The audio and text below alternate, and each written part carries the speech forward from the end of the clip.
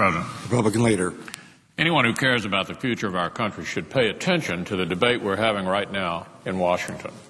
The outcome of this debate will determine whether America goes the way of debt-ridden countries in Europe, where unemployment is permanently high and expectations are permanently low, or whether we reclaim our role as a place where people are rewarded for hard work and for taking risks. This debate is important for other reasons, too. Last month, one of the major ratings agencies gave the U.S. a negative outlook.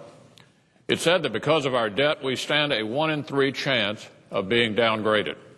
The consequences of that would be truly devastating, and so would the impact on our ability to govern. If we allow it to happen, we'll be admitting America can't solve its problems, and I won't accept that. The fact that we have a crisis is not in doubt. Right now, America is taking in about $2.2 trillion each year in tax revenues. And each year we're spending about $2.2 trillion on mandatory spending and net interest on our debt.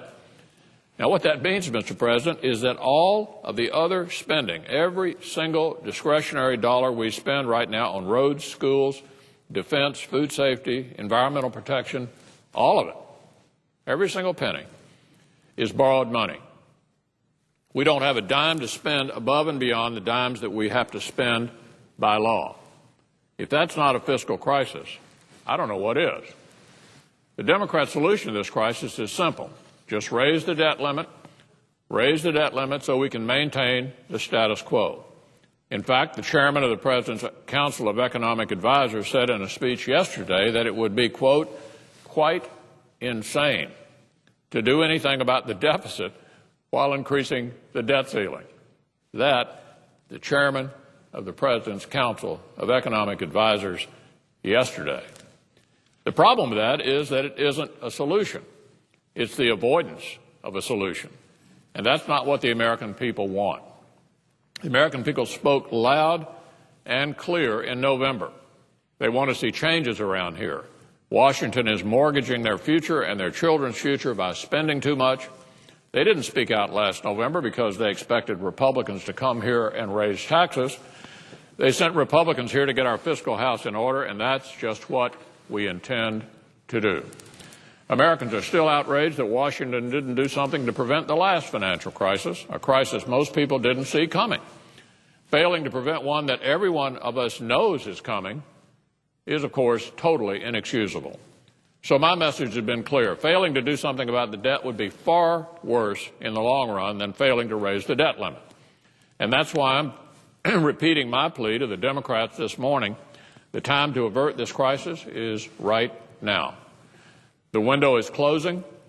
We cannot raise the debt ceiling as the President has requested without major spending cuts now. Some have suggested that we use triggers. Well, Mr. President, the triggers have already been pulled. What good is a fire alarm that goes off after the building burns down? Agreeing to a trigger is to deny this crisis. We need to face this problem now, not tomorrow, not after the President leaves office, not after the markets collapse, not after hell breaks loose, not after we lose another 3 million jobs and the housing market collapses again. Now, right now. Anything less would be a dereliction of duty and a signal to the world that America doesn't have the will to fix its problems. Republicans refuse to accept that. That's my message all along. That's a message we'll be taking down to the White House later this morning. Mr. President, I yield the floor.